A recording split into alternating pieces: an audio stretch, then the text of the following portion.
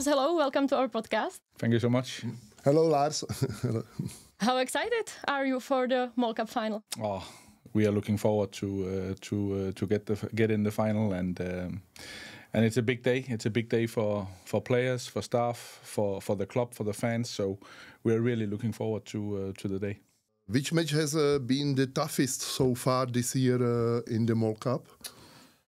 I have to say the last game against Teplice, it was difficult, and it looks like we took the win, and then there was a late penalty and so on. So we went into extra time and so on. So of course I have to name this one. That was a pretty tough one, yeah. And any other interesting moments that comes to mind? But there's a lot of cup memories, and I think it's just special when you play the cup. It's different from the league, it's different from the European games, and it's another excitement in these games. And you need to find the winner on the day, and you are happy or you're not happy. That's the way it is. So I love the cup moments. Yeah. Mm-hmm. In the league, not as good as in the MOL Cup this season. So does that make the MOL Cup the main priority? Yeah, right now the MOL Cup final is our next target, and for us it's the most important right now. We want to win. We want a trophy. I know I am, and we are a part of a big club, historical club. We have won the MOL Cup or the cup 22 times, and we want to repeat that. So of course it's very important for us. Mm-hmm. As a former footballer, I remember it was hard for me to play on two fronts. How do you manage that? You can also say when you look at our season, it has been hard. Actually, in three fronts, also in the European tournament, also. So this is probably also where it has been a bit bumpy to join in big competitions. But when you're going in, as I say, when you're going into the cup, you need to decide right now. It's tonight. It's that 90 minutes, maybe 90 minutes plus with injury time. You need to be sharp in what you do. So it needs to be decided there. So I think it's a little bit different still, because the MOL Cup is special. Mm. Do you have all the key players available for the final, or are there any injuries? But we have of course some injuries who will not be available for the game, but we need to focus on the players we got, because these are the most important when we are playing the game. So we are not a fully squad, but that's a part of it. Injuries is a part of football, but one thing is for sure, we will have a very strong squad with us in the final. You have strong squad, and Sparta is an ambitious club. How do you deal with the pressure of being the Sparta coach? It's a privilege. It's a privilege to be under pressure, because then you also know you're in a situation in a club where there's huge expectations, and of course when you see in the league where we are going like a roller coaster, some games really good, and then we don't perform. Of course it's not the way we want to go. But we are taking one game at the time. We are really boring, but we have to do one game at the time and work our game plan into the next one. So of course there's a pressure, but I also think that's a part of it when you're in Sparta. MOL Cup is traditionally an important competition for Sparta. Last year you won it, and now you are defending it. Is that extra motivation for the team? I think the motivation is we need a trophy, and we need to take this one.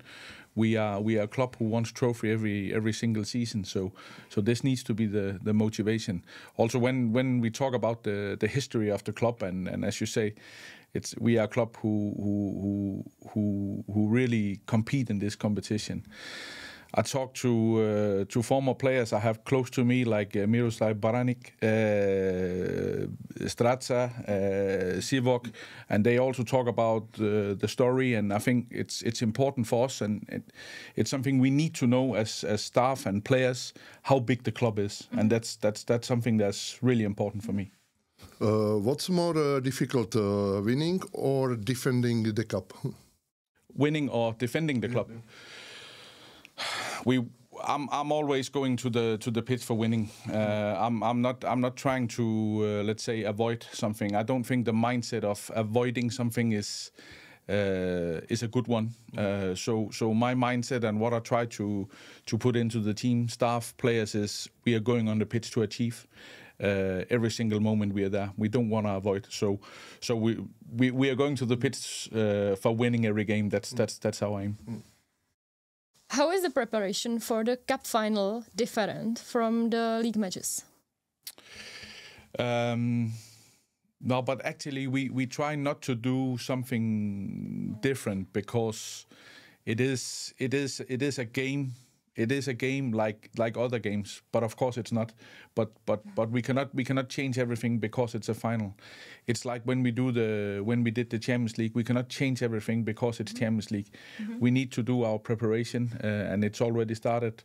Look into Sigma and so on, and of course we have our training days up to, and then we travel. So that's how it is, but that's not different from our away game. Okay, but the cup has also direct impact on European competitions. Yes. Is this something that is also on your mind, maybe especially this season? Of course, it's 100%. We need to compete in the best possible competitions, no matter it's in Czech or it's in Europe. So of course we are going all in and want to fight with everything to get in the best position. Let's talk about your final opponent, Sigma Olomouce. How do you rate them this season? They have done well. They have done really well. Fresh way and way of putting their performances into the Czech league. Very direct team who know what they want. They are quite aligned in the way of playing. They do not make it difficult. They go straight forward and take all the opportunities to go forward. I will say when we have played them very direct, they have making a lot of trouble to us this season. So I expect it will be a tough game, very tough game out there. But it's a good team. That's what Tomáš Janotka said here. Which Sigma players do you consider the biggest threat to your defense? And are you relieved that Jan Kliment can't play? Yeah, well, I will not point out any single players. And of course, Kliment it cannot be an advantage for them. He will not play, and that's it. But they have a style. They have a style of play where they have some really good players. On top, very fast, very physical, strong, and of course we are aware of them, and that fits well into what they do. So I think they have some interesting players in the way they are doing things. Maybe interesting players for Sparta. I think that's a question for Mr. Rosicki. The final is in Olomouce. Is that an advantage for them? I always think when you have let's say known stuff around you in your own stadium, I know it's only 1/3 for the Sigma fans and 1/3 for us and so on, but I think when you are playing at home, it gives you a little sniff of yes, this is where we belong. At the other hand. How our fans has ruled the stadium out there every single time I have been a part of a game in Sigma. It has been amazing. So I really look forward to a big party out there. Mm. Okay, what do you think of coach Tomáš Janotka? He has, as I said, he has done great, and I like his approach of playing his style of football. He looks like he's totally aligned and don't compromise of the way they are doing. They go all in the way they do. Then you can discuss the style, but I think. There's not one way to do football. It's 100% the way they have chosen, and they're really good at it. So I can see a clear work from the coach and how he want to play and how he want the players to act. And I think he has done a really good job for the club out there. Really good. You made it to the Champions League. Did you learn something from that? We learned a lot. learned a lot. We also saw how big the difference is from the best teams in the world to where we are, and it's not only one step, but we have a few steps to getting there. The demands for the players is massive. The players are giants. Mm-hmm. They are big. They are strong. They are physically. They are very fast. As a team, as we see right now, Inter Milan, as we play, they do not have any real weakness. So we saw what is the level in that competition, and what are we up against, but also the way we, let's say, how we approach the game. It's impossible to do the same way as we did in Czech, and I think we learned a lesson during the competition. Yeah. Is training for the games against Czech opponents different from training for European competitions? Yes, 100%. 100%. In some of the Champions League games, it's really difficult to compete, no matter how much you put in. But they are so strong, and you need to have a different approach. All of the teams we met was team who really wanted the ball. They really like to have the ball, and that's not the case in the Czech league every single time. They are quite okay with waiting a little bit and going direct for transitions and so on. So the approach for the opponent is very different. So what do you think needs to be improved to be more successful against teams like this in European teams? But I think there's a few ways or a few lines we need to be better at.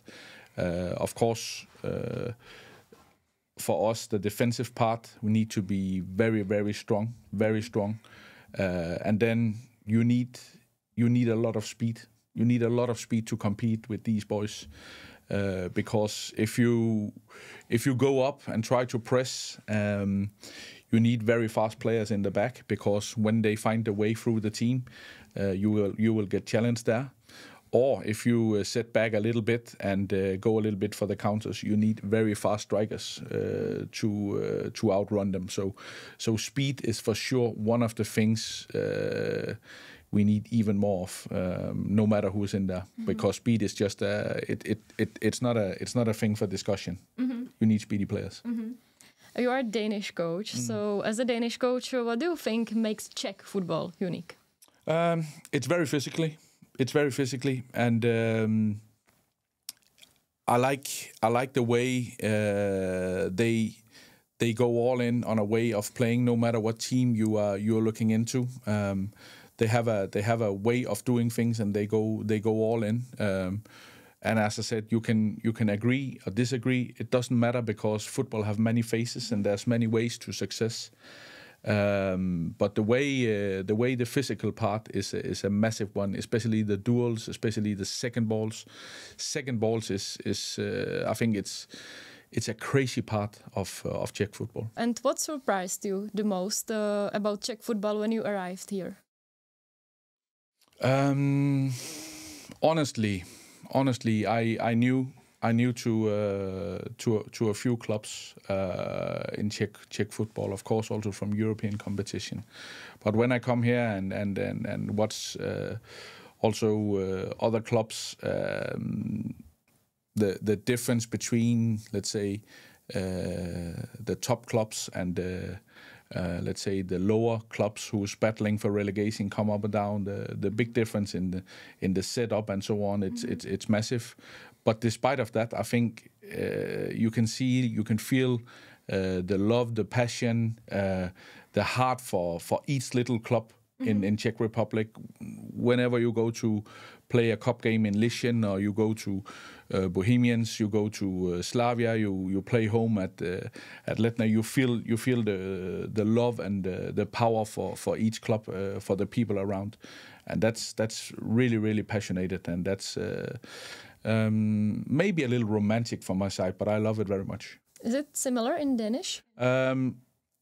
Yeah, but no. It is. I think. Let's say. I think you live the values of the club a little bit more here. It means maybe for all the clubs a little bit more on Mondays and Tuesdays if you lose or win, and it's not like you don't have it in Denmark because you have the big clubs also, but it's just for every club here you feel the passion from, no matter the size. Yeah. Who is your favorite Danish and Czech player of all time? For example, my Danish favorite player is Michael Laudrup or Preben Elkjær Larsen. Yeah. Oh, there's a few. I also grew up in that generation and watched them when we started playing football for real in Denmark. So of course, Laudrup, the brothers, both of them are really good. I think also probably, if not the best, but one of the best goalkeepers, Peter Schmeichel was amazing also. So and in new times also. Young guys coming up, young generation. Eriksen has done great and so on. But I'll probably also point at Laudrup as the biggest one, the big Laudrup, Michael. Yeah. And I also think it's the same for the Czech actually, because I also followed the national teams, and I think you have had so many great players, including yourself, but also the generation with players in big clubs around Europe. So it's hard to pick a single one, but of course Thomas Rosicky is my favorite player. Maybe you have to say him. No, because of course he's my favorite player. It's about the Czech players, but what about Czech words? Oh, don't challenge me there. It's. I just want to ask if you have some favorite word. Is it pivo? Could be, but I also think I have learned a few words from Kukcha from the pitch I don't want to say here. I think we know. Do you have any rituals as a coach before important games? No, I don't. I also experience that's a big part of the Czech culture to have a lot of rituals, and some I mean, it's crazy things what staff players do, and of course it's not only here, but what I have experienced here also is I try not to get any rituals because I think I will be too busy remember what to do before the game. So no, actually not. Okay, and how do you sleep before the matches? I'm really skilled, to be honest. Before the matches, also after the matches, when I go to bed, I'm really good in fall asleep very fast. So I know I'm very lucky because a lot of coaches, players can't sleep after games and so on. I don't have that. I don't have that these problems. So, and I know for me, sleep is very important. That's also one of the energizers I have and looked into also when I was in England coaching there. I had some good let's say colleagues there who work with it. So the sleep is very important. So I really try to also get my sleep during the week. So it will be the same before the final? Now I'll not jinx anything. I hope so. If you win the MOL Cup, how will you celebrate? Oh, but for sure we need to celebrate. We need to celebrate every win. That's the most important. That's actually some of the things we have been talking about, because I think everyone in football has been through hard times, and when you're in the middle of hard times, you remember how good the good times are. And when you're in the good times, sometimes you forget how hard the hard times are. So for me, every win is important to celebrate. But when we win the cup final, we need to celebrate a lot, because it's a trophy and it's so important for us. So we will do it. But we have a long way home to Prague. So yeah. How do you celebrate? I'm quite calm. To be honest. So what would I do? I will probably have a pivo, but that's it. And I will talk the game with my and celebrate and have the good stories with all the great staff members I have around me. As you said, Sparta has an amazing fans. What message do you have for them before the final? Honestly, they surprise me every single time. So I'm not sure I can help them with any messages. But the message we have is we will do everything we can do to win this one. Not only for the players, for the staff, for the club, but really for the fans also, because we have been through this season, as I said, a roller coaster of emotions. Really good start. Getting into the Champions League, not been there for a couple of decades. Explosion of dopamine was made in the whole club. I saw fans crying at the stands because finally we are back. And then, of course, the roller coaster of not performing in the league. Almost see fans crying again at just different reasons. So football is emotion. Football is passion, and I know how much it means to people. So yeah, I can only promise we will do everything we can to take this trophy to Prague. This was very well said. So maybe it's the time for my final question. What is your coaching motto that you live by? One thing is for sure, that's I think if you train well during the week, you have a good chance to perform in the weekend. And if you don't train well in the week, there's a big option that you will not perform in the weekend as well. The football is not what you see only at the stadiums. It's only 10% of what a football player and a football coach are doing. The 90% is what people are not seeing.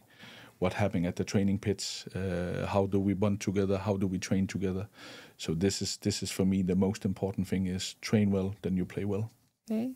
Thank you, but maybe this wasn't my last question because I almost forgot to ask you about your hobbies. Yeah, that's not a lot. I really love Prague. I really love Prague, and every corner of Prague is have their own story, and I love to on a day off, if I'm not at the training ground, have a walk around and have a coffee and discover. Because there's so much history, and I think when I'm a foreigner here, it's also my I have to learn a little bit about the town, the city, the country, what it's all about, and I really love it. So my hobby is probably there, and then I love. I don't drink a lot, but I love wine and champagne and stuff like this. I love to look into the good. Where is the good grapes and where is the good bottles and so on. But I don't drink a lot. But when I do it, I would like a good bottle of red wine. And do you drink a lot of coffee? Yes, too much. No, but I try really to cut down. So coffee that's far too much. I understand. Sometimes you need. Yeah, 100%. Thank you so much for your time, Lars. We wish you the best of luck in the final. Thank you so much. It was a great conversation. Thank you, Lars, and good luck in the final. Thank you so much. Thank you for the time.